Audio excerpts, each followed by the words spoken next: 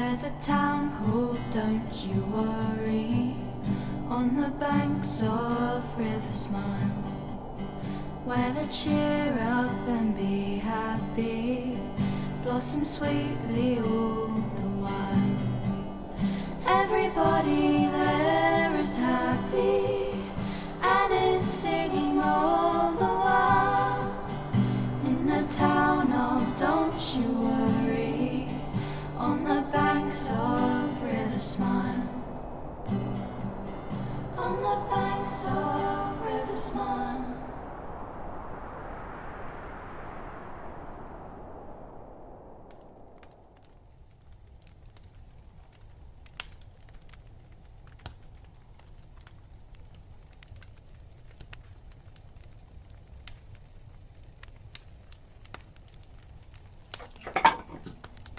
Hello, welcome to the cabin. I'm happy you can join me tonight as I read some more classic children's tales by the fireside. Come on in, make yourself at home. There's a cozy chair right over there. I'm gonna go ahead and add some more wood to this fire, get it going again. Look like it was starting to die down. So while I'm doing that, come on and make yourself comfortable. We'll begin in just a few moments.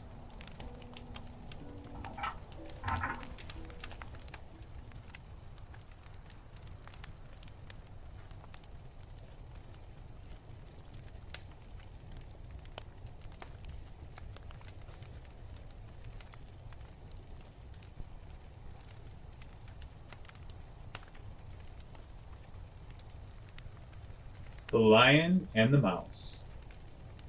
Once a great big lion lay fast asleep in the woods. By and by a mouse came along, a little teeny tiny mouse. Now the lion was laying so still, the mouse thought he was only a big heap of dried brown grass. So the mouse began scampering around up and down on the lion's body. Pretty soon, roar, growled the lion. The little feet of the mouse were tickling the lion's stomach. Tickle, tickle, tickle, went the mouse. The lion squirmed and he grunted. He opened one eye, and then he opened the other. He saw the teeny tiny mouse, and he woke up wide awake. That wouldn't be good having a lion wake up on you. First you think it's dirt hill or a little brown grass, and you're having fun, and all of a sudden you hear a roar, and then it's a lion.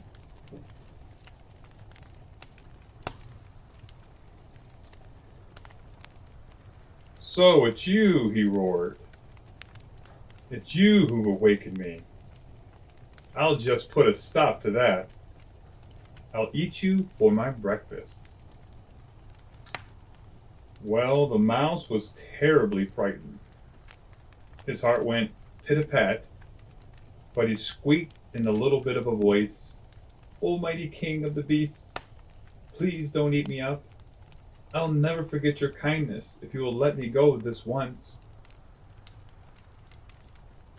But the lion opened his jaws, he opened his great big mouth, and began to smack his lips.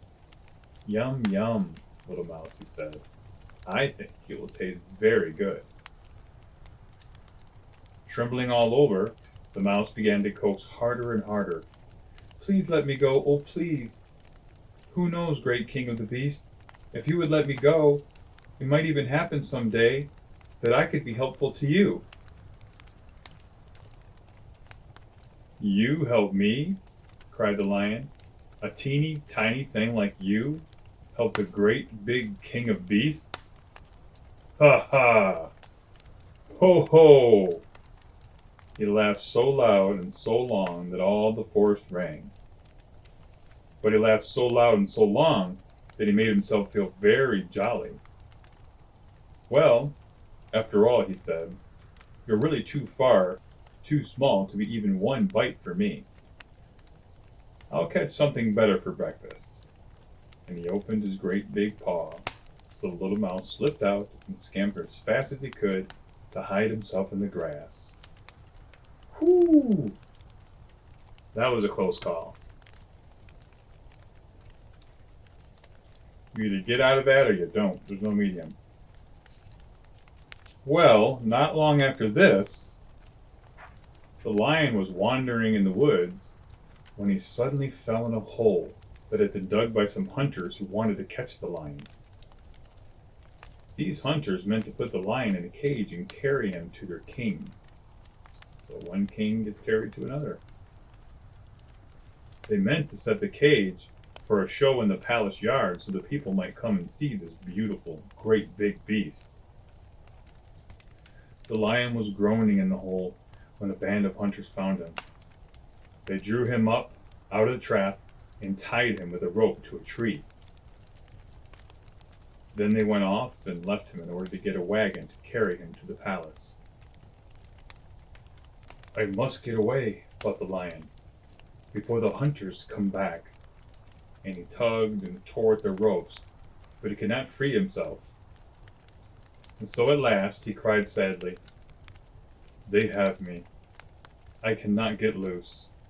I shall end my life in a cage.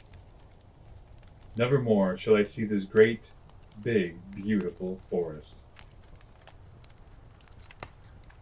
But as he was crying and sighing, it chanced that the mouse came by, the teeny tiny little mouse. Well, well, lion friend, he squeaked. What's this that has happened to you, the great, big king of beasts? The hunters have found me fast, the lion groaned.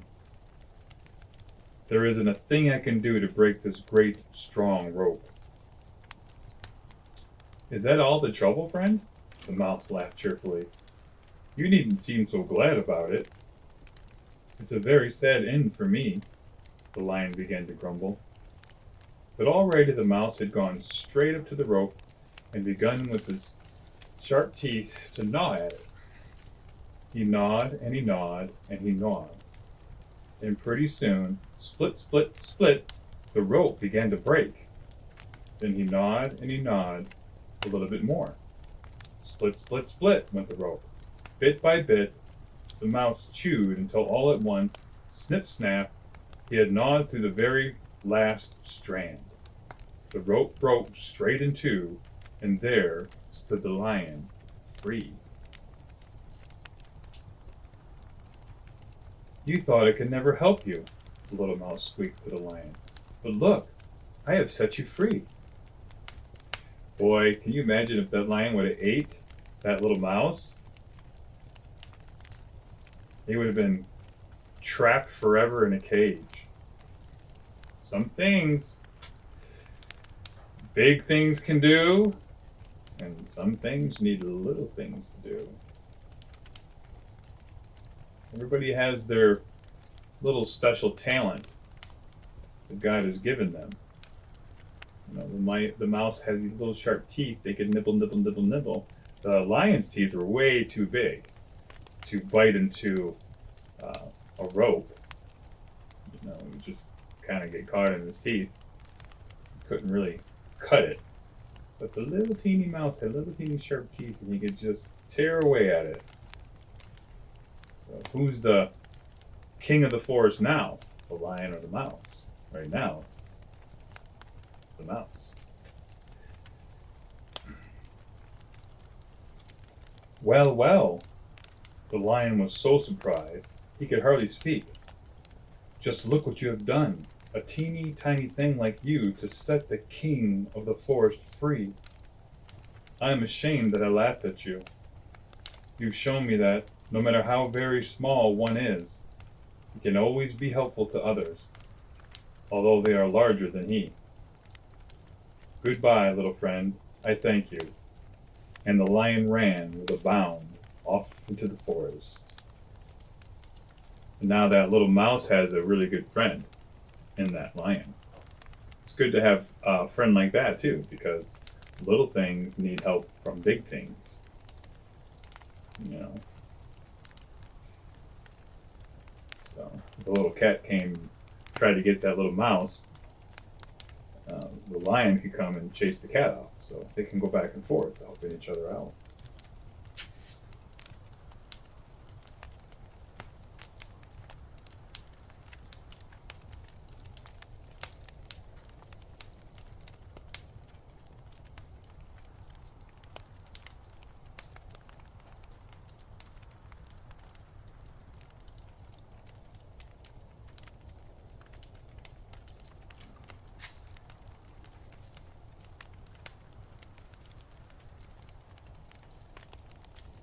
This poem is called The Poor Old Lady.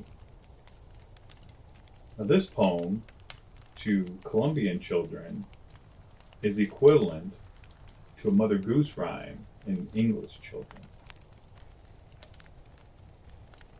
This is very popular in Colombia. I'm sure if you grew up in Colombia, you would have this poem fairly memorized. The Poor Old Lady. There once was a poor old lady with nothing at all to eat, but cakes and fruits and sweetmeats, bread and fish and meat. For drink she had only cocoa, chocolate milk and tea, wine and soup and coffee. Not one more drop had she. This poor old lady had no place to live at all, except for a house with a garden, an orchard with a fine stone wall. Not a soul took care of the lady, save Andrew and John and Hugh, 8 servants and 2 small pages, in livery of silver and blue. She hadn't a thing to sit on but sofas and chairs, I'm told, and no other bed but a big one that shone like an altar with gold. Whenever she looked in the glass, she was always frightened to see an old lady all dressed up in frills, with a wig where her hair ought to be. For this poor old lady had nothing to wear but clothes of 1,000 styles, made of cloth that was costly and rare. If it hadn't been for her boots, her shoes for the house and street, her slippers and overshoes, she'd have walked on naked feet. And this very poor old lady, when she died, I have heard, left nothing but gold and jewels, 6 houses, 8 cats, and a bird.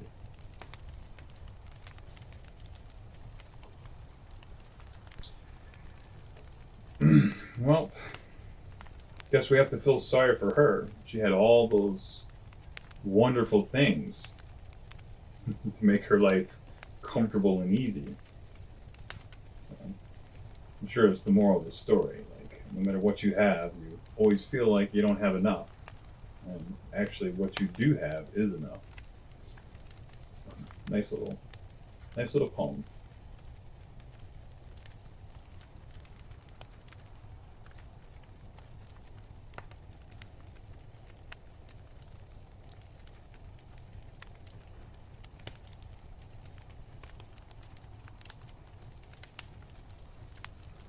We have another poem here. Come, Little Leaves. It's always nice to have fall poems. Who doesn't like fall?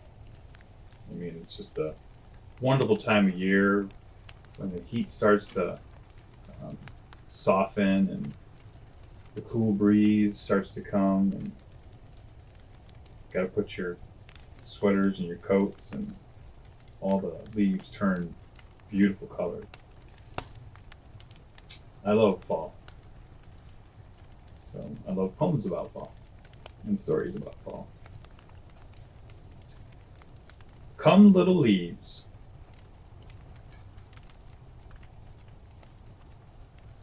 Come, little leaves, said the wind one day.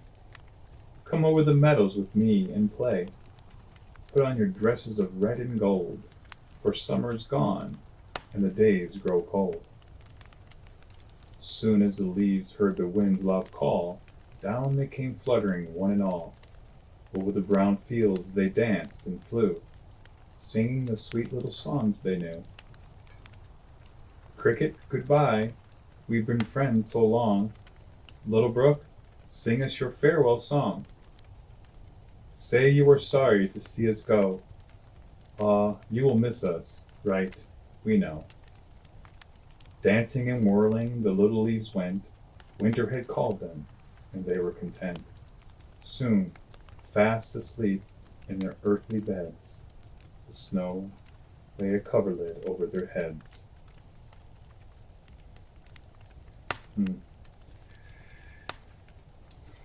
Lots of good times in the fall, raking the leaves into big piles and rolling around and playing with them,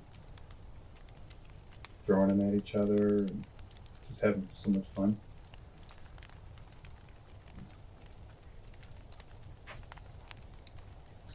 I look right here. Got my little birdie. And a couple more here. So, dried out leaves. You can tell I really like fall. Leaves everywhere.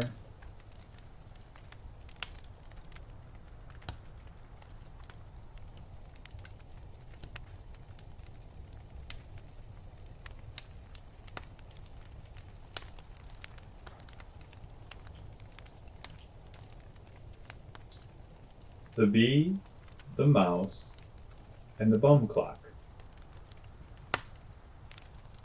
Once there lived a poor old woman who had only one son, Jack.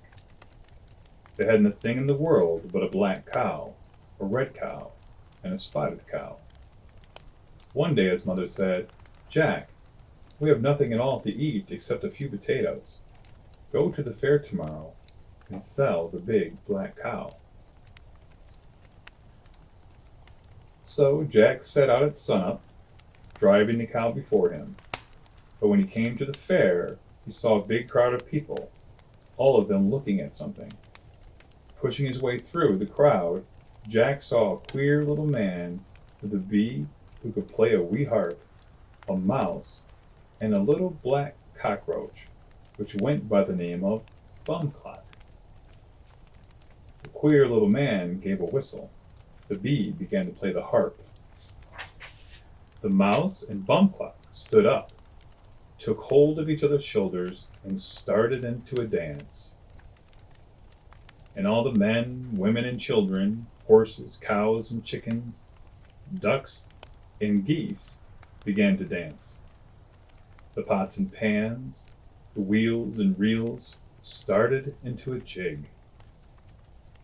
Jack's cow stood up on her hind legs. Jack took hold of her hooves, and they danced all over town. But when the man picked up the creatures and put them in his pocket, the people, the beasts, the pots, the pans, the wheels, and the reels all stopped dancing at once.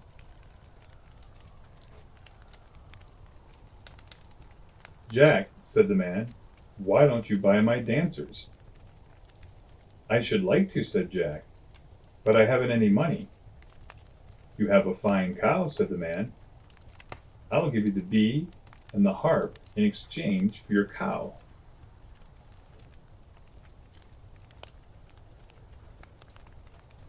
"But my mother is sad and in need.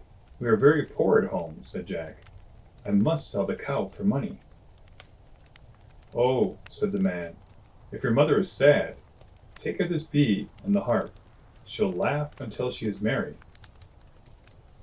"Maybe you're right," said Jack. So he gave the man the cow, took the bee and the harp, and put them in his pocket. He didn't do what his mother said.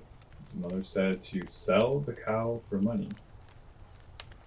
He's supposed to do what his mother tells him to do. Even if she likes the bee playing the harp, that's not the point. The point is,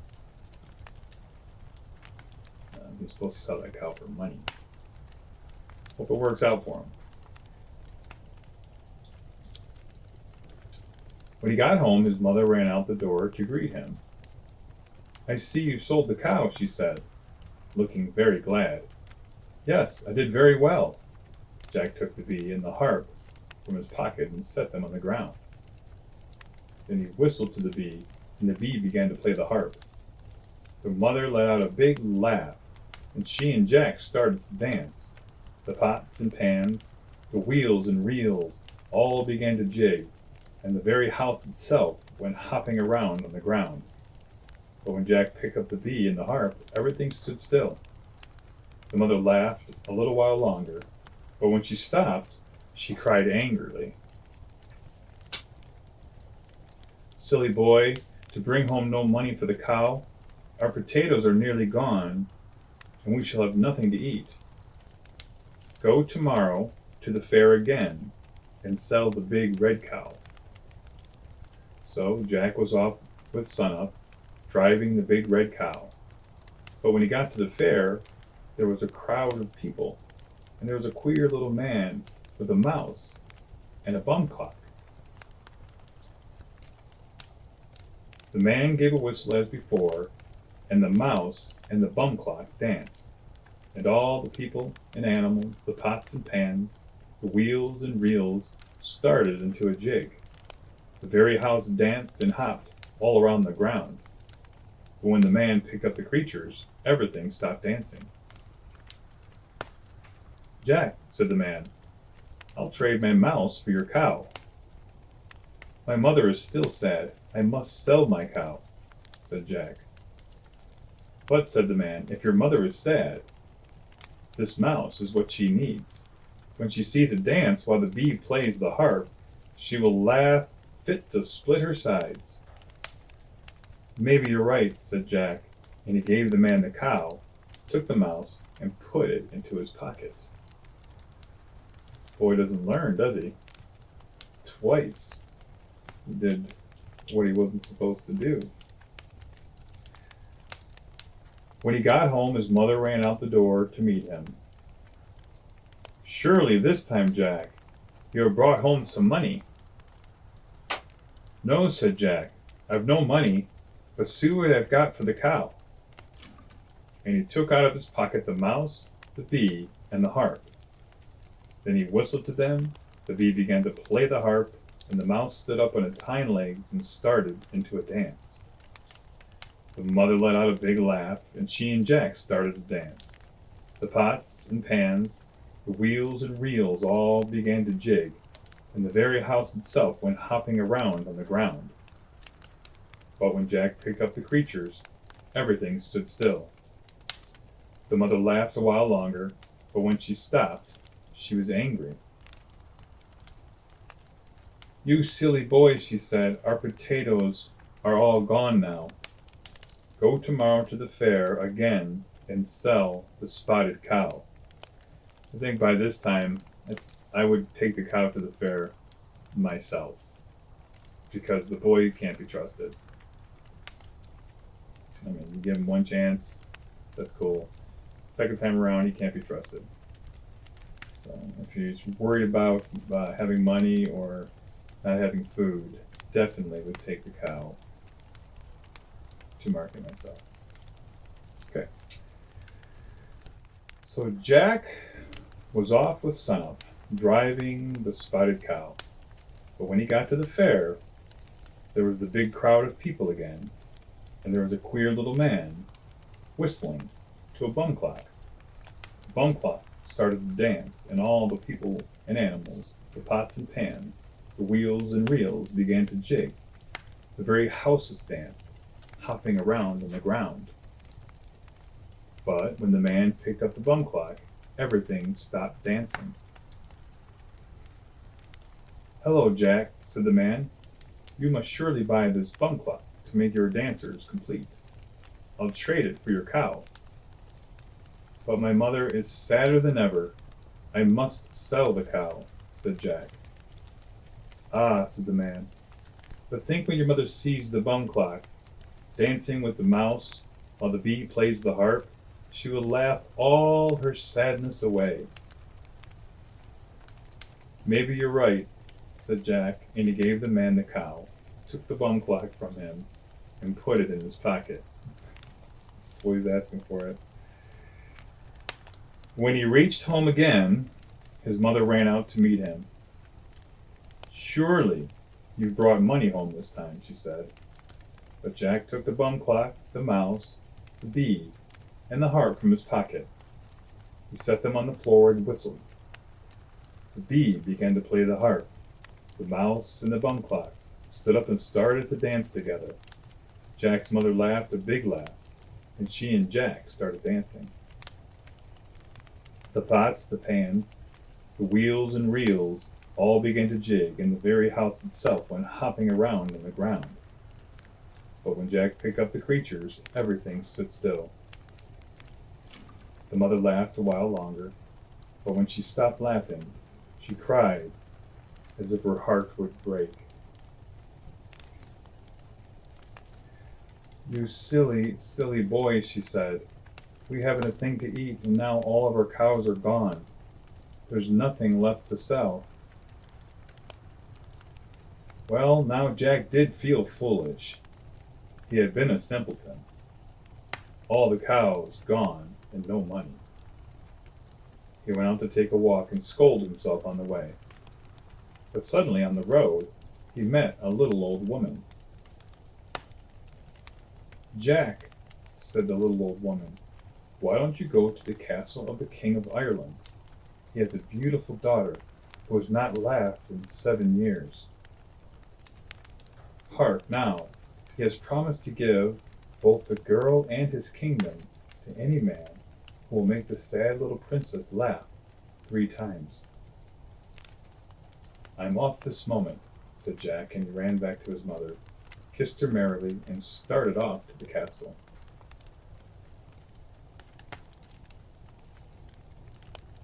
Now the king and his sad little daughter were sitting with all the court's people on gold and silver chairs out in front of the castle. All at once there came Jack with his little bee and his harp, the little mouse, and the bum clock, all tied together by a string, hopping and skipping behind him. And when the king and his people saw that sight, they started into a laugh. The princess opened her mouth and laughed fit to split her sides.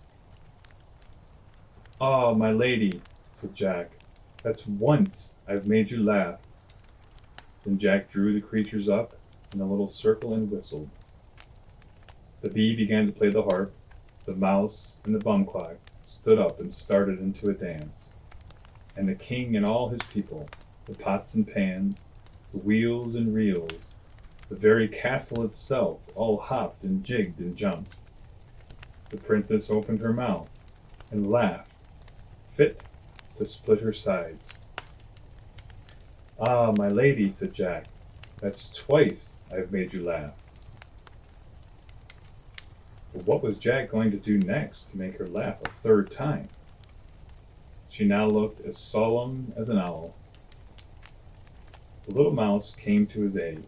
She switched her little tail and swept it in the bum clock's mouth, and the bum clock started to cough and bounce around like a ball. Then the princess opened her mouth and laughed, fit to split her sides. "Ah, my lady," said Jack, "that's thrice I have made you laugh." And the king was very glad, and he gave Jack the princess and his kingdom. And Jack sent for his mother. She lived in the castle, and they never were poor any more.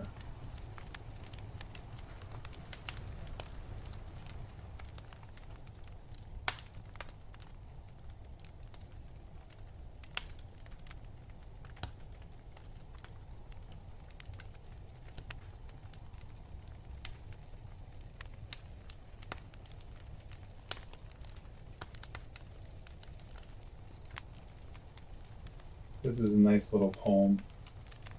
About a rainbow. The bow that bridges heaven.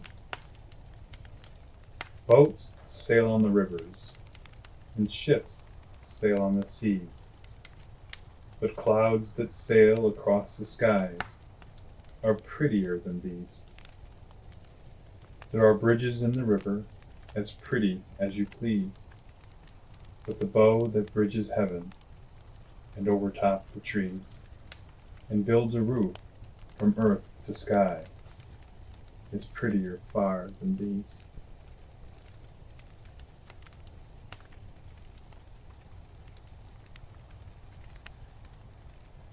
It's pretty exciting when you finally get a chance to catch a rainbow in the sky. above you. When I was little, I remember, of course, everybody told you there was a pot of gold at the end of the rainbow. If you could just find the end of the rainbow, you'd have that pot of gold. And I remember when I was little, where I was living, it looked like the end of the rainbow was like right there. Like if I could just go past the trees, I could have it. So I got all excited and started running, and so I got past the trees, and it looked like it was just past the next set of trees. So I ran past those trees too, and then I don't know how long it took me before I realized I wasn't getting any closer to the end of the rainbow. It's just it always seemed just out of reach.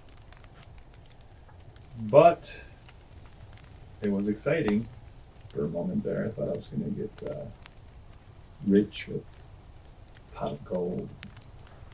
Who knows? Maybe even meet leprechaun.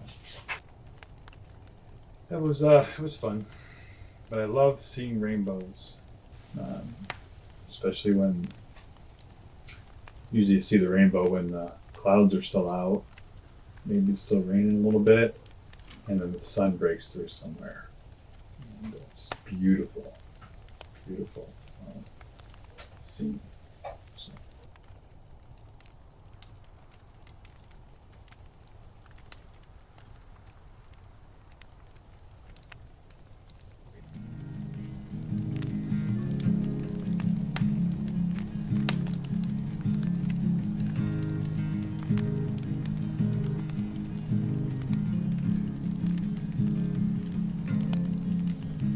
They'll say to their children through stories that bad things aren't always as they seem.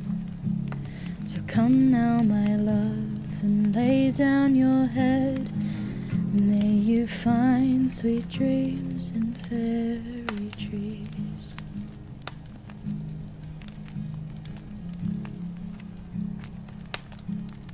Sweet dreams in fairy trees.